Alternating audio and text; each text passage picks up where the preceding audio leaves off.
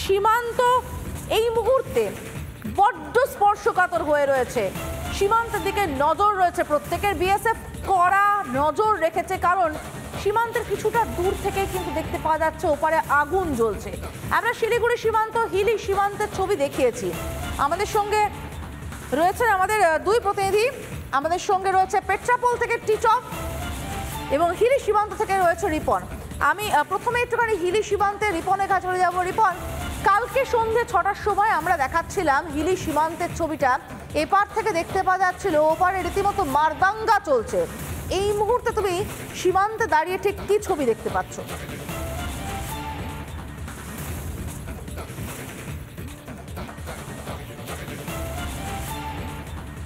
হিলি সীমান্তের 0 পয়েন্ট থেকে সেই কিন্তু চিত্র দেখা যাচ্ছে না। ওপার বাংলাদেশের যে হিলি, সেখানে গতকাল আমরা দেখিয়েছিলাম ভাঙচুরের মতো যে ঘটনা, উত্তপ্ত পরিস্থিতি হয়েছিল বাংলাদেশে, সেই পরিস্থিতি কিন্তু আজ সকালে সেখানে নেই। যদিও হিলি আন্তর্জাতিক স্থলবন্দর দিয়ে যে ব্যবসা বাণিজ্য, যেটা এক্সপোর্ট ইম্পোর্ট, সেটা কিন্তু বন্ধ রয়েছে। এবং গতকাল পাসপোর্ট ভিসা দিয়ে সাধারণ মানুষ যারা বাংলাদেশের নাগরিক বা ভারতের নাগরিক, তারা যাতায়াত যেটা করা, সেটাও কিন্তু বন্ধ ছিল। আজকে বাংলাদেশের বিভিন্ন নাগরিক তারা কিন্তু এসছেন পারাপার হওয়ার জন্য, কিন্তু এখনও পর্যন্ত যেটা দপ্তর এখনও খোলেনি, তাই বোঝা যাচ্ছে না আজকে সাধারণ মানুষ যারা পাসপোর্ট ভিসাতে যাতায়াত করতে পারবেন কিনা। ইতিমধ্যেই সেনাবাহিনীর 2 গাড়ি গতকাল রাতে হিলি সীমান্তে এসে পৌঁছেছে। হাই অ্যালার্ট করে দেওয়া রয়েছে হিলি সীমান্ত। পশ্চিমবঙ্গের সমস্ত সীমান্তকেই কিন্তু হাই অ্যালার্ট করে দেওয়া রয়েছে এবং বিএসএফ, আর্মি এবং পুলিশের যে কমব্যাক ফোর্স, তাদেরকে কিন্তু তৎপরে করে দেওয়া রয়েছে, স্পর্শকাতর করে দেওয়া রয়েছে এই মুহূর্তে হিলি সীমান্ত। সমাদৃতা, আমি এখান থেকে পেট্রাপোলের দিকে নজর রাখবো। পেট্রাপোল থেকে টিটপ রয়েছে। টিটপ, পেট্রাপোল অত্যন্ত স্পর্শকাতর একটা সীমান্ত। এই মুহূর্তে তুমি ঠিক কি ছবি দেখতে পাচ্ছ? দেখো, একদম আমি যেখানে দাঁড়িয়ে রয়েছি এই জায়গাটাই কিন্তু গতকাল মুহূর্তের মধ্যে বদলে গিয়েছে। দুপুরের অর্থাৎ 3টের পরে যখন বাংলাদেশ থেকে, বাংলাদেশের বলা চলে যে সদ্য প্রাক্তন প্রধানমন্ত্রী শেখ হাসিনা যখন তিনি দেশ ছাড়ছিলেন, ঠিক এই জায়গায় তখন বিএসএফের ছয়লাভ হয়ে পড়ে। তুমি দেখাচ্ছি এখনো পর্যন্ত প্রচুর বিএসএফ মোতায়েন রয়েছে, জওয়ানরা মোতায়েন রয়েছে। অর্থাৎ কিছু সময়ের মধ্যে এখানে বিএসএফের উচ্চপদস্থ আধিকারিকরা তারা আসবেন বলে এমনটা কিন্তু সূত্রের খবর। অর্থাৎ এই জায়গা দাঁড়িয়ে অন্য সময় অন্যান্য দিন যেরকমভাবে এখানে বিএসএফ তারা নজরদারিতে রাখেন, আজকের দিনটা বলা চলে তার থেকে একটু ব্যতিক্রম। অর্থাৎ আরও বেশি করা নজরদারি, কোনো রকমভাবে যাতে বাংলাদেশের যে ঝামেলা অশান্তি তার আঁচ যাতে ভারতে না প্রবেশ করে। তোমাকে বলে রাখি, অর্থাৎ এই যে পেট্রাপোল সীমান্ত, এই পেট্রাপোল সীমান্ত কিন্তু এশিয়া মহাদেশের অর্থাৎ যে সব থেকে বড় স্থলবন্দর হিসেবে পরিচিত। এবং এখানটা এই যে পেট্রাপোল, এখানে আমদানি রপ্তানি পরিষেবা অনির্দিষ্টকালের জন্য কার্যত বন্ধ করে দেওয়া হয়েছে।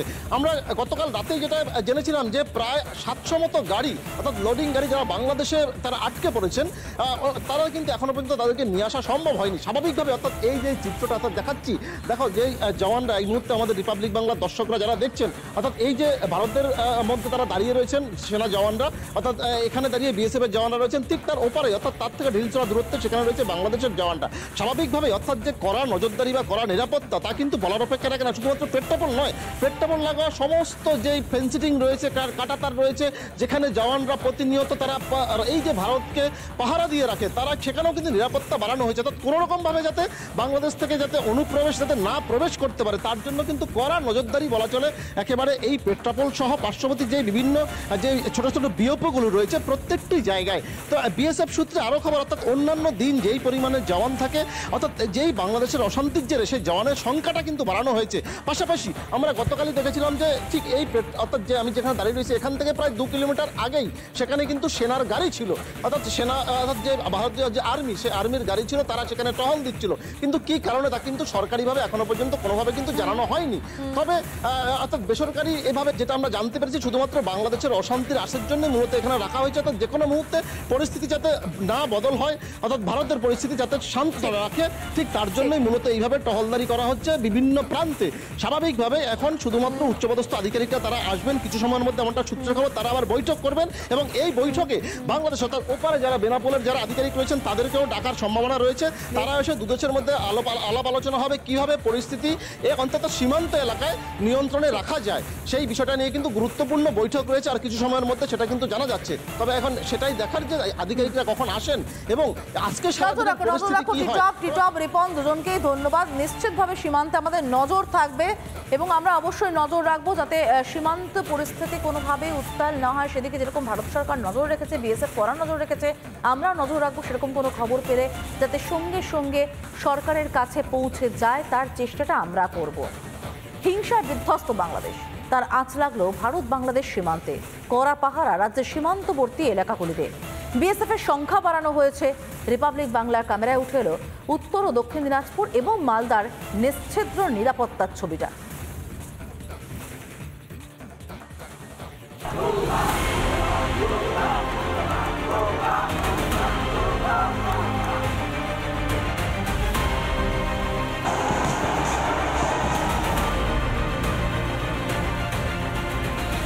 অগ্নিগর্ভ বাংলাদেশ, চলছে ভাঙচুর। সেই ভাঙচুরের ছবি ধরা পড়ল রিপাবলিকের ক্যামেরায়।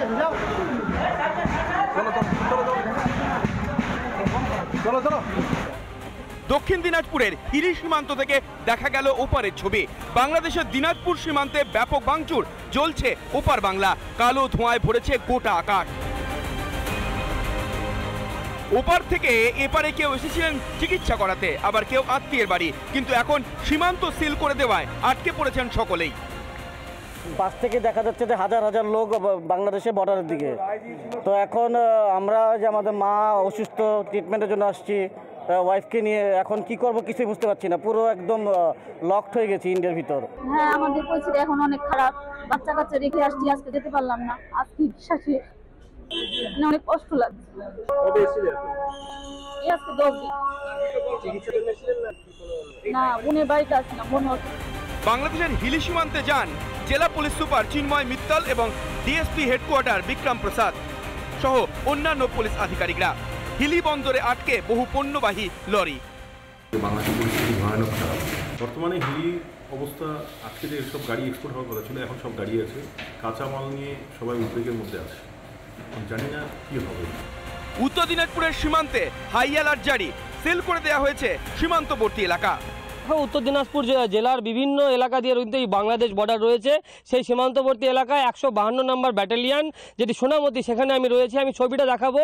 এই যে ভারত বাংলাদেশ সীমান্তবর্তী এলাকার একদমই কিন্তু যে গ্রামগুলি রয়েছে, সেই গ্রামের মানুষ কিন্তু আতঙ্কিত এবং বিএসএফ এর পক্ষ থেকে কিন্তু রেড অ্যালার্ট জারি করা হয়েছে। কোনো মানুষকে কিন্তু সীমান্তবর্তী এলাকা দিয়ে যাতায়াত করতে দেওয়া হচ্ছে না। মালদহ এবং বাংলাদেশের সীমান্ত মোহদীপুরেও রয়েছে পুলিশি নিরাপত্তা। ভারত থেকে বেশ কিছু পণ্যবাহী গাড়ি গিয়েছিল বাংলাদেশে, সীমান্ত বন্ধ হয়ে যাওয়ায় সেখানে আটকে পড়েন লরি চালক এবং খালাসি। কিছু ড্রাইভার আগেকার ছিল, প্রায় 300 থেকে 350 ড্রাইভার অলরেডি আমাদের বাংলাদেশে আছে। ওনাদেরকে আনার জন্য আমরা বলেছি, বাংলাদেশ কর্তৃপক্ষ যারা আছে তাদের সাথে কথা বলে আমরা চেয়েছি তারা যেন ফেরত আসে এবং সুস্থভাবে ফেরত আসে। সেনার দখলে চলে গিয়েছে বাংলাদেশ। ভারতের সীমান্তে বাড়ানো হয়েছে নিরাপত্তা।